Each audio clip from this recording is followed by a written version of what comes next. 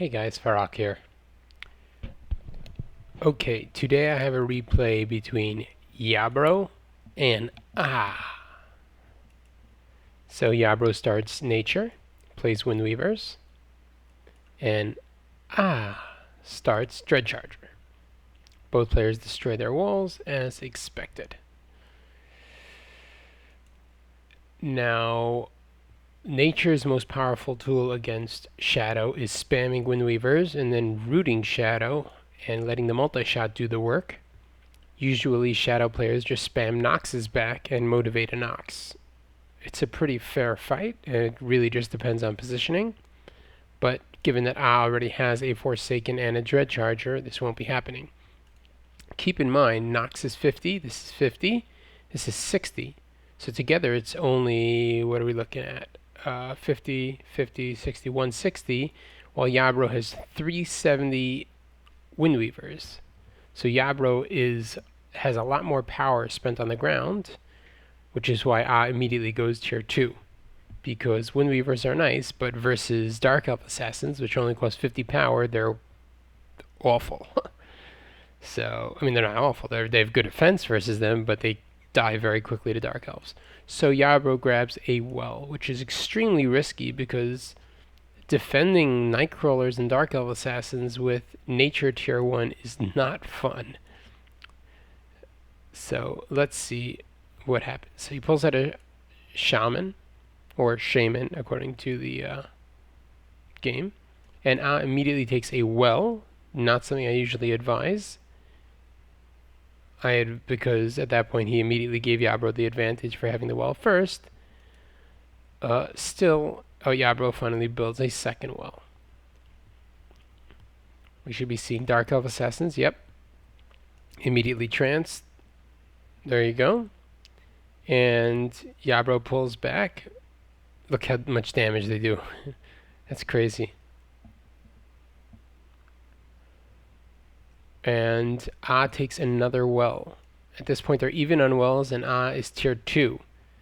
Maybe making the Shaman wasn't the best idea. Here we have another Dark Elf Assassins in the root so that it can't be hurricaned, and use the ability, and these squad 1 dies. So YaBroo's advantage at staying tier 1 is really not much of an advantage anymore. In fact, it's probably a disadvantage now that he has so much bound power in tier 1 units that are really useless against Shadow tier 2 or Lost Souls. So my guess is YaBroo is going to take another well. That's what it looks like. Okay, pretty offensive well actually.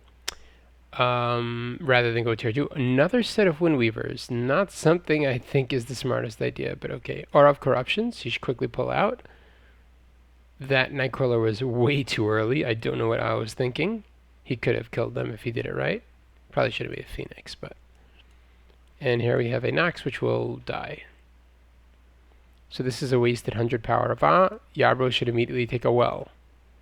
He should grab this well right away, because ahha just wasted 100 power. But he is not. YaBroo has 200 power and he's doing nothing with it. This seems like a very not smart move. 230 power. ahha takes another well. So now ahha has more well or equal wells to YaBroo. What is he doing with the Windweavers? Come on, man. You already have over here. Why would you spawn more? I don't know what YaBroo's thinking. This doesn't seem very wise to me. That seems like a wasted Cold Snap, because Cold Snap costs more than a Nightcrawler, so you should have just let the Nightcrawler die. So that was bad on both players' parts. We should see a split here so that he doesn't hit all the units. There you go. He's probably still going to kill this Shaman. Yeah. Still kills the Shaman. And that Windweaver survives. Yeah. So the longer these wells are up, the longer YaBroo their power gets closer to each other. It's just a mathematical thing. Even though YaBroo got them up first, the longer in the match they go, the more even they become, even though they have the same amount of wells. And ahha takes a 4th well, and YaBroo finally goes tier 2. So now ahha actually has the advantage, and YaBroo stayed tier 1. Yeah, I don't think staying tier 1 was the best idea as nature, and certainly wasn't to keep spamming these Windweavers was really not smart. Especially since one Phoenix will take out a whole bunch of Windweavers. YaBroo with 160 power. I'm certain we'll see some Burrower spam and maybe the Windweavers to back up the Burrowers. But we'll see. Takes another well. Yeah. Here come 2 Burrowers. And here come the Windweavers. This is in response to the next well taken. I was expecting that oink, but I think that was premature. What's going on over here? And here we have Windweavers. The oink was premature. I think he should have waited until the Phoenix was about to dive to get maximum attack time. Let's see what's happening here. Okay, we have, as I said, the Burrowers coming with the Windweavers to back them up. It's going to make it very hard to defend. Let's see what's going to happen. We're going to have a heal here, I think. Oh, an oink. Okay. And the Phoenix, which means we're going to have a heal, I guess. Oh, they get down the well first. Good. Should have healed, though. Okay. Oh, he didn't have the power. Oof. And Kobold, right? There you go. Yeah, but the well's still going to drop. What's Ah's power? I'm predicting that well's going to go down. 60 power. Yeah, he can't defend it. Dark Elf Assassins was not the right choice here, I don't think. Not that I know it was. Maybe a Phoenix. I really don't know. But he needs 50 power saved up for another Kobold, because that well is in serious trouble. And because of the multi-shot of the Windweavers, the orb is getting hit as well. Yeah, the well drops, and we have more Burrowers here. This is great using the Burrowers a lot, because then he has to keep on Glacier Shell and Kobolding. Yeah, this well's not going to go down. I don't know. Maybe I'm wrong. I don't see it happening with just one Burrower. And these Windweavers are still around. So, Ah's problem, he did have the advantage, and I think even taking this well when he did was okay. But grabbing that 5th well, I think that was too greedy, and YaBroo recognized that and took advantage of it. His Nasty took out 2 Windweavers and damaged the Burrower. I guess we missed that. These Dark Elves are going to go after this, and the Spirit Hunters are good counters, although they die really fast, the Dark Elves. They're just good counters because they kill them, that's all. That was a Ghost Spears in the bottom, by the way. That'll kill her, and he should pull back. Yeah, because the Dark Elves will kill it very, very quickly. Dark Elves shred small units.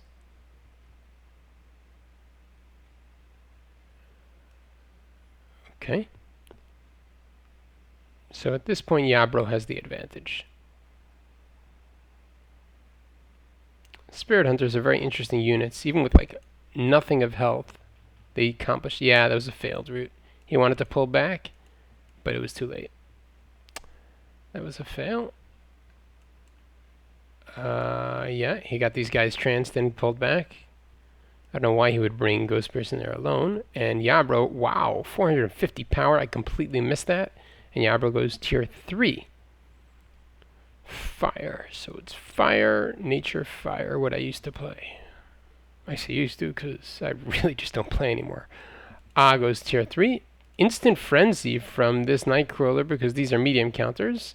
I think he was expecting them to attack. I'm not even sure what YaBroo's doing. What is up with that root? I don't think it's worth it. When he's tier 3, he's going to need these guys. I don't know.